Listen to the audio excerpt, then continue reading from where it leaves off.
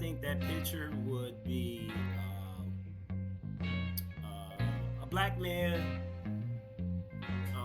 probably praying with God behind him, but also they, there would be a shot. There will be a sun in this photo, but somehow it has to have Florida A&M, and it has to have a picture of me standing straight up and knowing that I can do it, to exude the confidence that I gained at Florida A&M, and knowing that I have God on my side. What's up, world? If you've ever wondered, what does my friend, partner, cousin actually do at work? Then you'll love Take Your Homeboy to Workday podcast. I am your host, BA, and here's what you can expect by tuning in. Each episode, I'll invite a guest to share their career journey, from a youth in school to their rise as a professional. We'll learn the nuts and bolts of jobs, and you'll learn how what they do shows up in our everyday lives. Finally, I'll have them open up about how they find fulfillment through their work. So for anyone interested in hearing the first-hand experience of a specific career, these conversations are your launching pad. Today, we'll hear about electrical engineering, energy service, and its delivery to your home and or business. Electricity powers the essentials of our lives, like heating and lighting, and dare I say that many of us take it for granted. That is, of course, until it is out and we don't have any. Energy delivery is complex and requires state-of-the-art infrastructure so that it is safe and reliable. Today's guest is Chase Steward, a 15-year veteran with ComEd. ComEd is Illinois' largest energy provider that keeps over 70% of the state's population lit and heated. Chase is a steward of Illinois' electricity superhighway. His love for his work is rooted in providing Chicagoans a high quality of life and economic well-being that makes Illinois an exceptional place to live. Beyond leveraging his engineering degree for the technical aspects of his responsibilities, he also has mastered clear communication in high-stress situations, diligence to details, and building trust from customers and executives. I'm excited to pull back the curtain on such a critical part of our lives that often goes unheralded. So thank you for joining me today, Chase. Thanks, Baba. Thanks, Baba. So I gave a little introduction about what I think it is that you do, but in your own terms, can you explain ComEd and then what it is you do within ComEd? Yeah, so Baba, I'm currently the manager of new business large projects. When you talk about new business large projects, what we do is we design power grids for businesses that are over 1 megawatt of power. So I know 1 megawatt of power. If you're not an engineer, you're like, what does that mean? So this is the Facebooks, the Amazons. Right now, we're working on Obama Library, the Trump Towers, the skyscrapers downtown, things of that sort. So I work with the big commercial buildings. Yeah. My group has 22 engineers under me. We have, out of that 22, we have project engineers who actually meet with the customers, trying to find out due dates, things of that sort. Then we have the design side who actually get the blueprint from pretty much the customer, and we figure out, based on the power that they need, how we're going to get them the power to their building. So it's a hand in hand conversation. It's a lot of nuts and bolts we got to get to the point where we get to that due date and we energize that customer. Yeah. Man, that sounds impressive. I still remember the first time I actually understood what you did. As you were saying, a new building was being built across the skyline in Chicago. And basically, you had to figure out, how do I fit them into the current grid system, get them the power they need without possibly causing outages with all the other businesses and residential areas in the property. So, and I've been amazed with, wow, that is such important work that nobody really thinks about. So, thank you for that quick introduction. I guess my first question now is, how did you get into this? I mean, I know you studied electrical engineering at FAM. I guess first, what got you into that? Want to study electrical engineering? How did you choose that? That education path. Yeah, so choosing engineering actually started in high school. So in high school, I was the go-to person with installing stereos in people cars and sound systems of that sort. Oh yeah. Um, Okay. it, yeah, yeah, yeah. This was way back in the day. I don't think people are still doing it now because of where we are with technology, but uh, trying to figure out how to get my speakers in my car louder. I mean, I didn't realize that would get me to where I'm at today.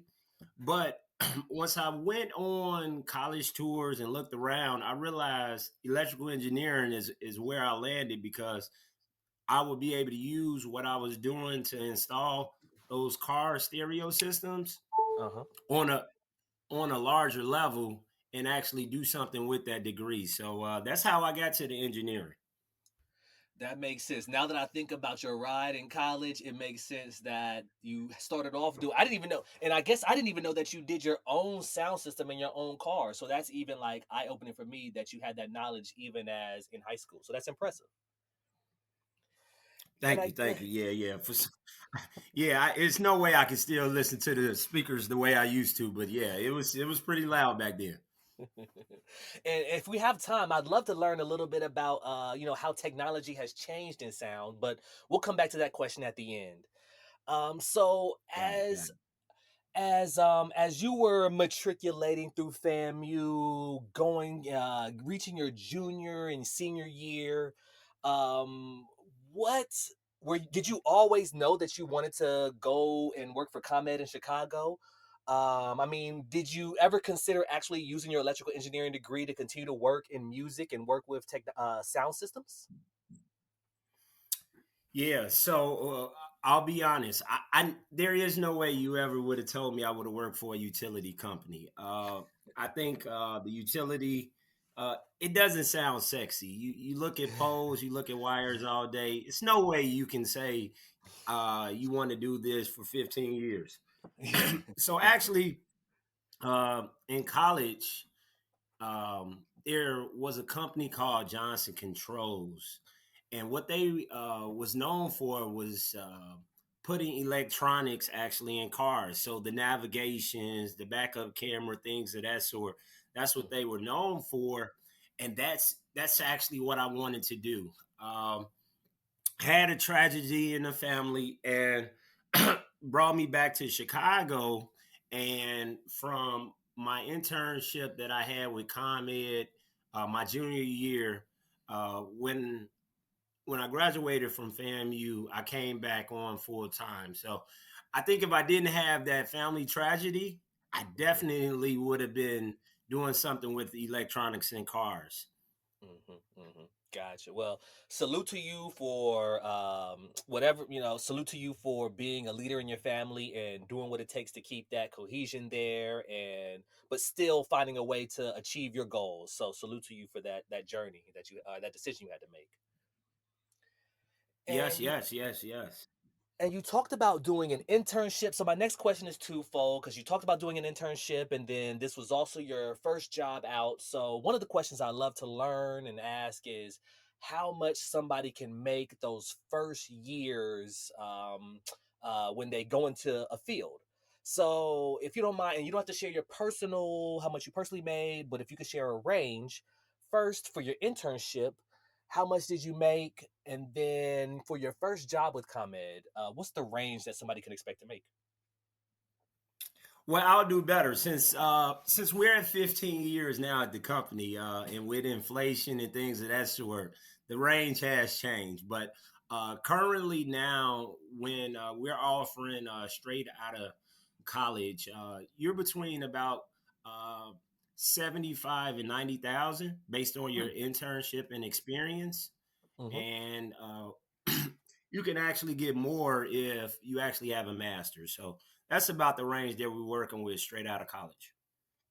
Dang, that's woof, that's a nice cushion to fall back on. Okay, thank you for sharing that and being upfront.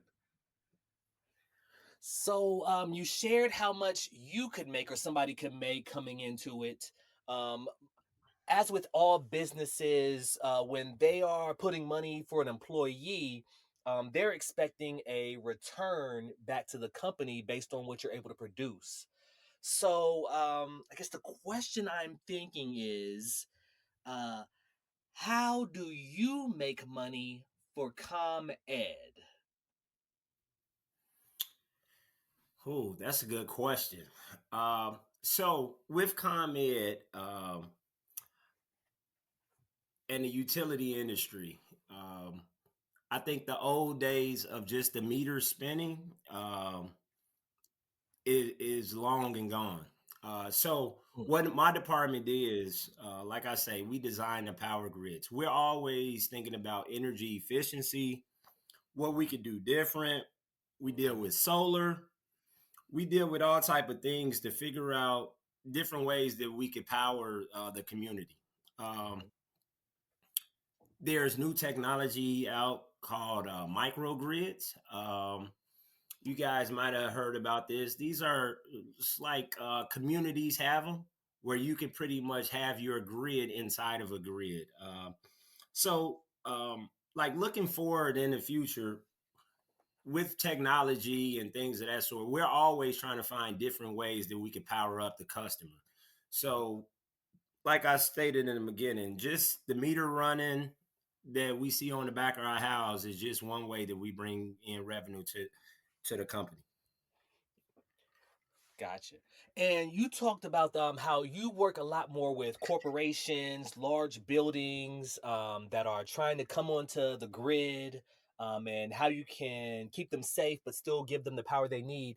What's that whole process like? I guess if I am a developer, a corporate building developer, and I want to bring my business onto the grid, and I have to go to ComEd, and I end up with you as my representative. Uh, what is that conversation like?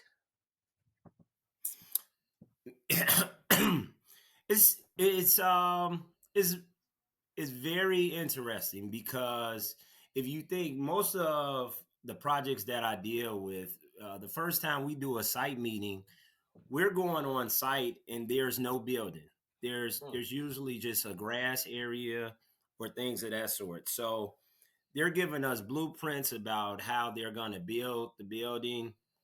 We're looking at the developer. We got all different types of engineers. Like I stated, we got project managers, mhm, and we're trying to see what the customer wants. Now, through the building stages, customers usually they change their plans. You have some buildings that say, "Hey, I want the water on this side of the building." They realize once they start designing the building, "Hey, I need to move the water on a total different side of the building." So what we do is we just try to figure out based on their load letter of how much power they need, how are we going to get the power to them? How can mhm. we design it where whatever space they give us, we can accomplish their goals? So it's constant communication back and forth to make sure the customer gets what they need. But like I say, those first meetings are very pivotal because this is when the developer and the customer is telling us, hey, I'm building this building. It's going to be a data center. It's 5 megawatts of power. So we go back and we figure out how are we going to find a way to give them 5 megawatts of power to design this. So it's these are very intense meetings that we go to. Yeah, they sound like. How many people are in those meetings? And I guess who are the other within ComEd? Who are some of the other people you have to collaborate with that would be in those meetings? Yes, yes. So you have new business, large projects design team. Mhm, Sometimes you'll have the highway. I mean the high rise engineers. You'll have the overhead and underground department. So you can have up to 15 and 20 people at that site visit to try to figure out what we can do to get this customer power. So, one thing I like to do is bring bring to life what it is my guests do. And so you're right now you're focused on corporate business. So if I'm walking through a new skyscraper, what is like a physical manifestation of what you planned that I could see and be like, oh, that's what Chase does, or that's what a large business program manager does for ComEd. Yeah, so uh actually we are the rooms that usually have the yellow signs that says beware electrical behind here and things of that sort. So you usually don't have access to these to places that we design. But if you happen to get in these buildings, you'll see transformers, you'll see all type of breaker system, things of that sort that's behind those walls. But like I say, the normal, just everyday worker, you won't have access. Usually, there's some type of security clearance to get in these rooms Mhm. because just with high voltage of power, and if you don't have on the proper PPE and things of that sort, you can end up touching something and that can lead to a fatality. Damn. Okay. Okay. Okay. Okay. Let's see. I actually, one of the things you alluded to earlier was how technology was changing how power is distributed or planned for. You even mentioned that there could be communities. There's grids within grids. So as we're thinking about how technology is advancing, where do you see power going in 15 to 20 years? Man, Baba, if I knew that answer, I'd be Jeff Bezos. Touche. But right. What I will tell you is right now as a utility company with solar being something that everybody's exploring. So Yeah, yeah. if we think about solar, solar feeds into our grid. So I know some people who have solar, if you don't know how it works, let's just say you have a single family home, maybe husband, wife, and 3 kids. Your normal utility bill is, let's say, 200 to 300 a month. Yeah, you can end up getting solar, and it can probably range you about $50 to $70 a month, just based off the solar panels feeding into that your actual breaker box, right? Hmm. Hmm. So if we think about it on a larger scale, and we think about everybody in America goes to solar, then we have a whole different type of grid, right? Hmm. That's where the utility industry has to continue to be strategic in figuring out how we can expand. Like I stated a couple of questions ago, the days of just the meter spinning for revenue are totally different with solar because solar actually feeds into our grid. So that's something that we're working on, and I imagine in 15, 20 years from now, it'll probably be a whole different utility. Gotcha. I guess before I talked with you, in my head I was thinking that maybe solar would be a competitor to you all to ComEd or to energy companies, but the fact that you all have found a way to integrate it into your system also and that y'all are partners, that was eye-opening because I didn't perceive it that way. What about let's say wind energy or hydro energy? Do you all consider them partners the same way you do solar, or how do you all look at those sources of energy? So if you think about all of what you name generate power, right? Hmm. And what we do is we try to find different ways to generate power because the days of the fossil plants and the coal plants, that's pretty much of the past, and a lot of them are going away. So that's just a new way of technology on how we're generating power. Hmm.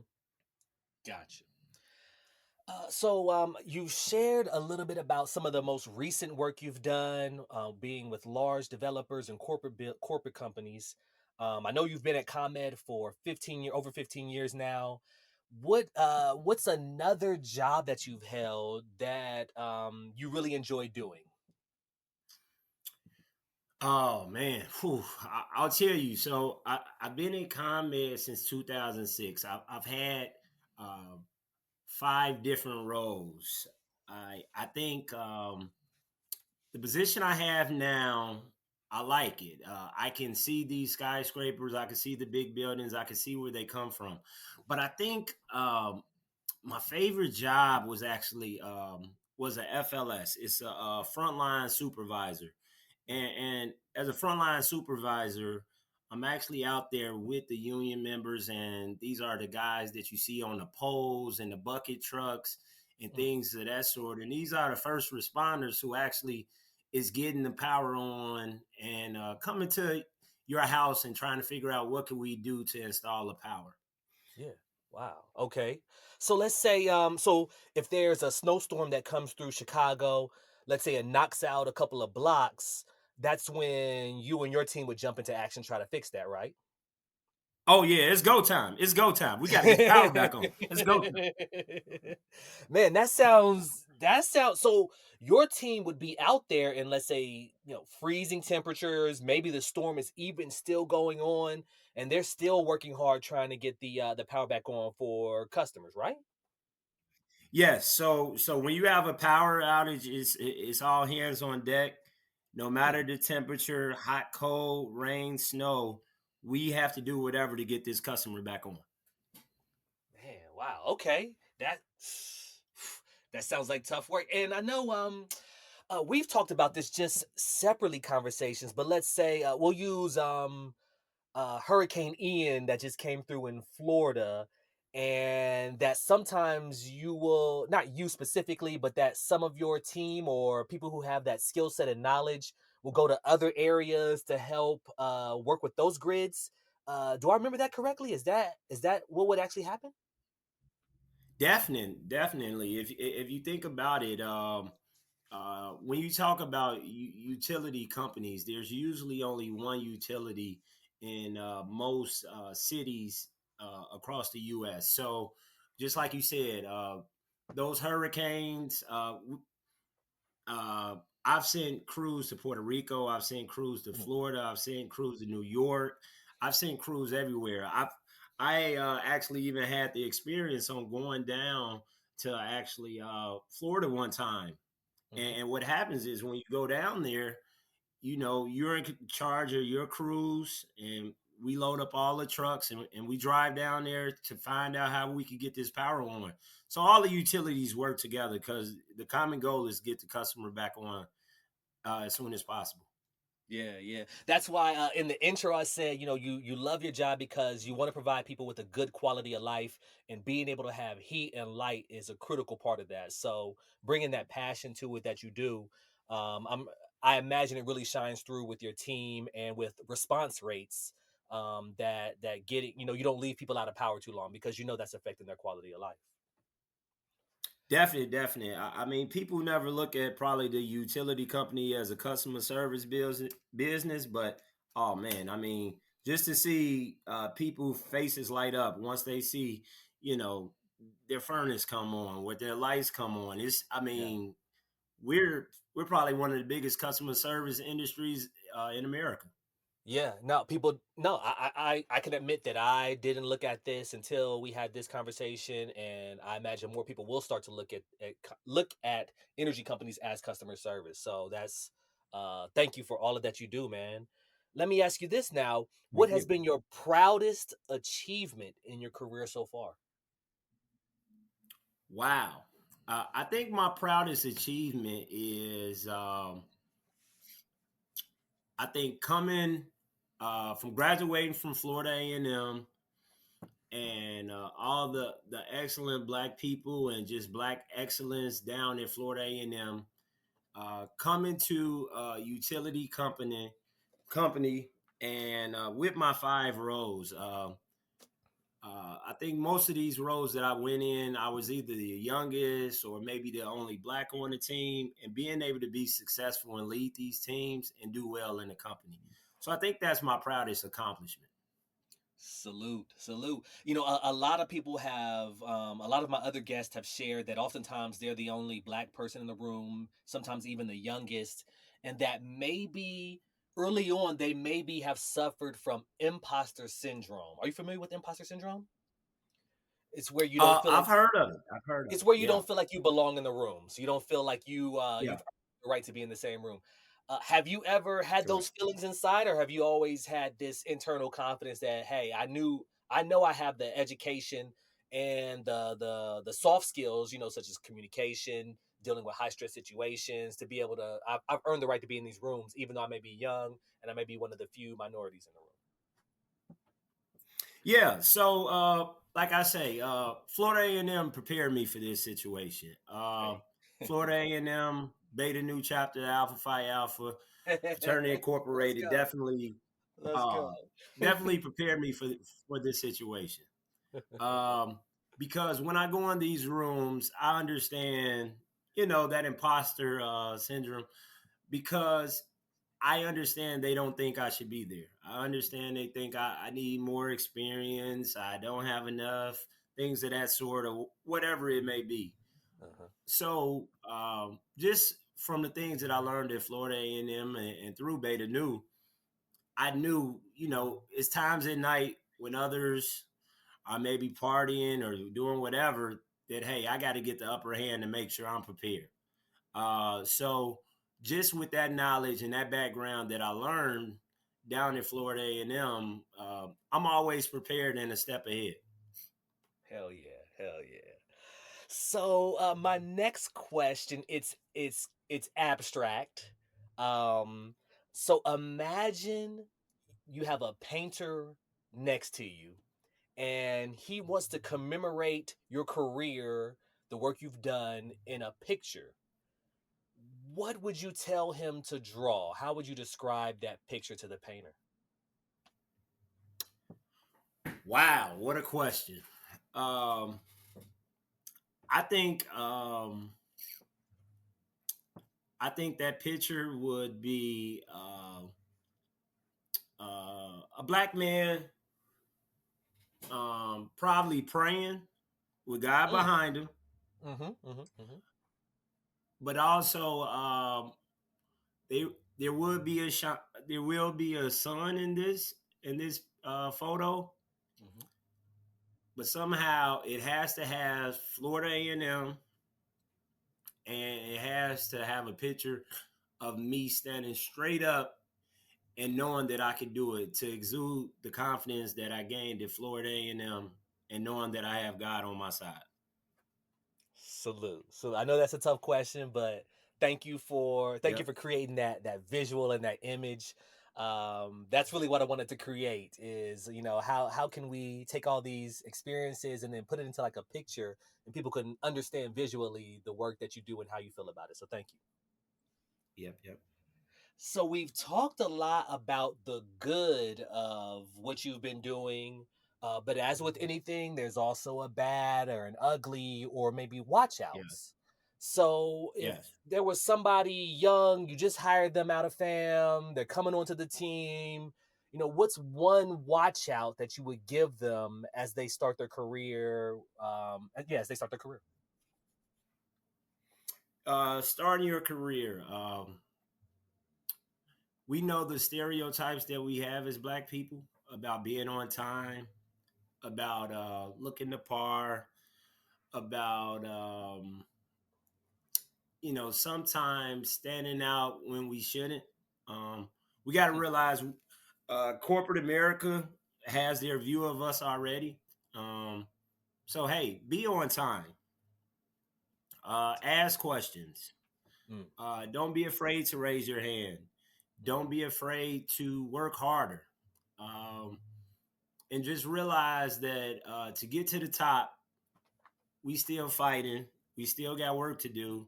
And hey, you'll get there. It takes time. You might get passed over for some promotions or different opportunities, but your knowledge is something that they can't take from you. So just work hard, be on time, and let your light shine. Wise words, wise words. Another kind of abstract question for you. When's the last time you've been at work and you just fell out laughing? Oh man, who fell out laughing, man. I will say this. So I have a lot of fun with my team. I Yeah. have a very diverse team. But I will say engineers are not fun people. And so I'm a little different. I'll say my team is a little different because most of the time in the office, they sit at they're sitting at cubicles with their headphones on. They're on AutoCAD. They're on different programs designing, and there's barely even talking. So I think the last time I laughed was because there's one guy who he's pretty quiet, and I joined the team about a year and a half ago, and we last year we were dealing with the pandemic, but this year he came to work in a Halloween costume. So it caught me totally off guard because I just didn't see this coming, and I think that was like the first time like I really laughed at the team because I was like, I didn't really you don't really think of engineers as having so much personality, but this guy Yeah. he was pretty funny. He was dressed as a clown, and it was pretty funny. It was pretty funny. Is he going to start a trend? I mean, next year, are y'all going to start all dressing up to come to work? Yeah, yeah, yeah. I got to jump on board. I mean, I know that I thought about it, and I said no. My team would look at me crazy, but now since I got the green light, who knows? Who knows? Black Panther, here I come. Something is Right, coming. right.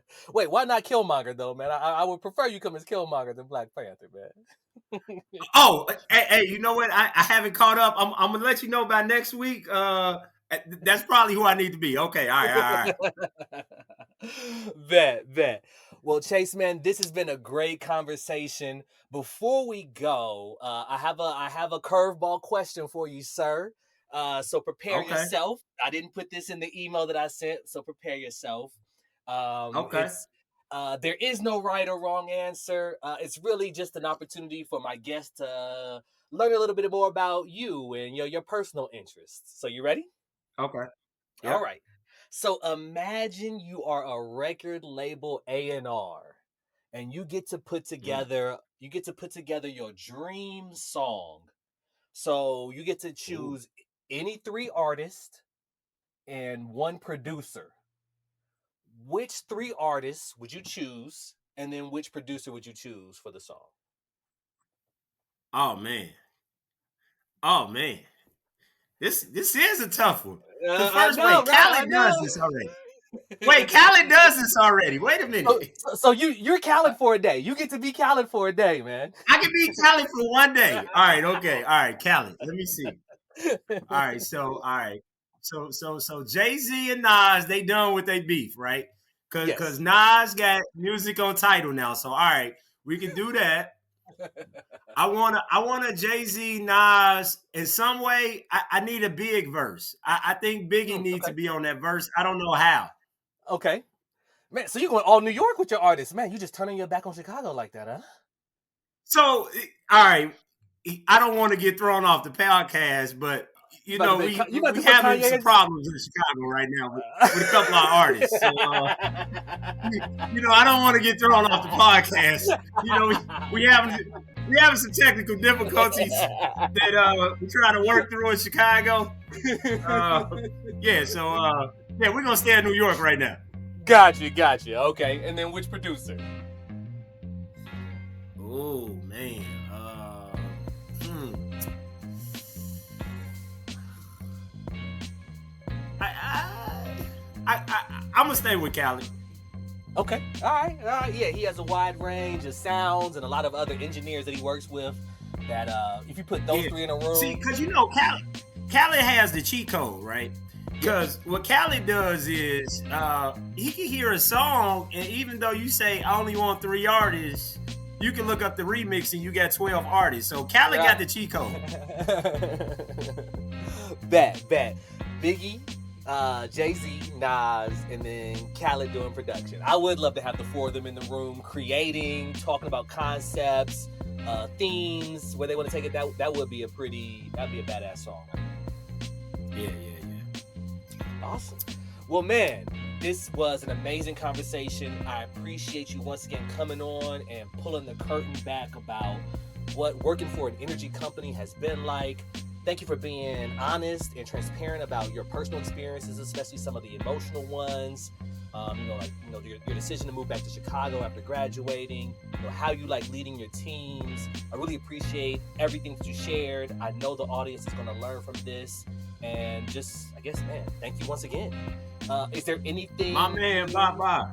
Yeah, is there anything you may want to say leaving? You don't have to necessarily, but is there any last things you may have in your head that you may want to share? No. I got one thing. I got one thing. I do got one thing. Hey, the fight lives on. Keep grinding. Good job, bye. Man, let's get to work. Respect. Thank you. Let's get to work. Peace.